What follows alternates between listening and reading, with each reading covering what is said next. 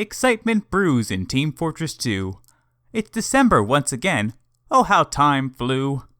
The Smissmas 2025 update is now out. If you're looking for a summarization, you'll hear what it's all about. On December 1st, 2025, the winter holiday was automatically enabled. This changed a few small visuals within the game, as is fabled. The holiday maps were re-added to casual matchmaking. Playing the bad ones is quite an undertaking. On December 9th, the actual Smissmas update released. Let's jump right in, it's sure to be a feast. Like previous years, players who launch a game during the holiday event receive a secret Saxton and a gift stuff stocking. The contents inside are sure to be shocking. The in-game newsfeed was updated to inform players of the update and to wish them a happy holiday. This is a very nice gesture, wouldn't you say? The beach ball that appears in spawn rooms on the anniversary of the original Team Fortress was retextured and now appears as part of the winter holiday.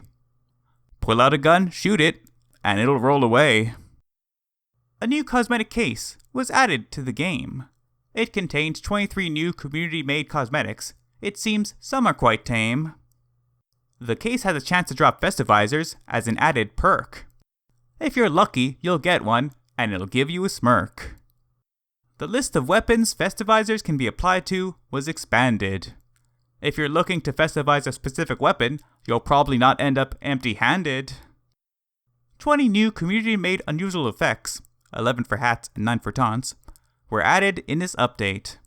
Which effect is best? Now that is a debate. For the duration of the holiday event, unusuals obtained from opening cosmetic cases have these new effects. All in all, this information isn't overly complex. 3 new community-made taunts were introduced. Obtain them directly from the Mannco store, that's where they're produced. Speaking of the Mannco store, many items in the Mannco store were put on sale. Purchasing something will fund Saxton Hale. 6 new community-made maps were added to the game and are now in circulation. Let's run through the maps as we continue this presentation. The first map is called Nutcracker, and its game mode is player destruction. The map is set in a toy manufacturing facility, but they've paused production. This map has jump pads to fling players into the air. Defeated enemies drop jars of nuts on death. People with allergies, beware. The giant living Nutcracker you feed them to has a horrid voice. It explodes at the end of rounds, so let us rejoice. The second map is called Sidewinder, and its game mode is Capture the Flag. It takes place in an alpine train depot with a massive gorge and has corridors that really zag. Periodically, a train will barrel down the center of the map. It opens doors as it travels and can be ridden to get to different places in a snap. The third map is called Abbey, and its game mode is King of the Hill. It's set in a gothic monastery covered in snow, and so is quite chill. There are 2 control points. A team must own both to make the countdown timer move. To compensate, the timer has been reduced. Quite a good idea, most would approve. Hitting the water instantly freezes the player. Would not advise. Stand on the decorative cresting and get a surprise.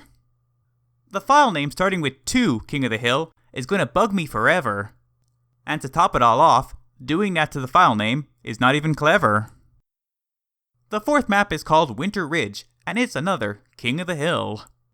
The map is a port of the map Special Delivery Marshlands. Oh, what a thrill. Thank God it's not a port of the map Spooky Ridge. That would cause a backlash. Oh, I probably should apologize. No offense, Crash.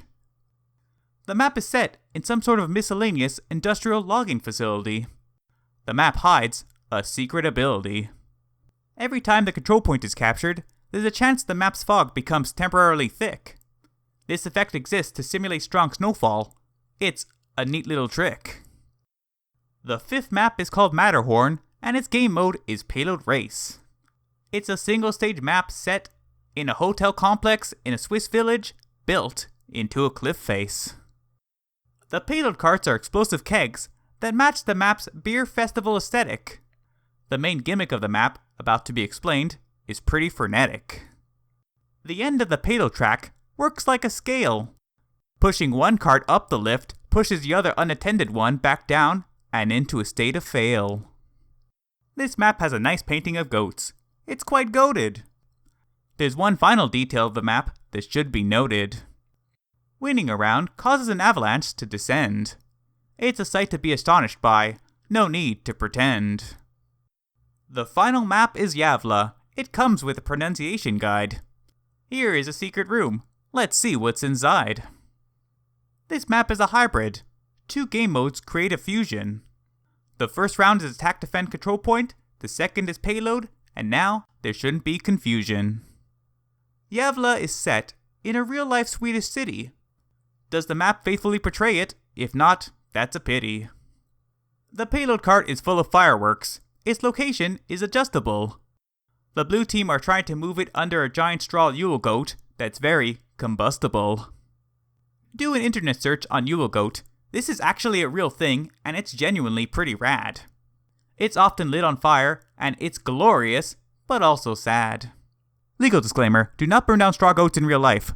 It'll cause you strife. New tournament medals were added to the game to reward players as they should. The maps Cower House, Devil Cross, and Coal Pit were updated with improvements, tiny but good.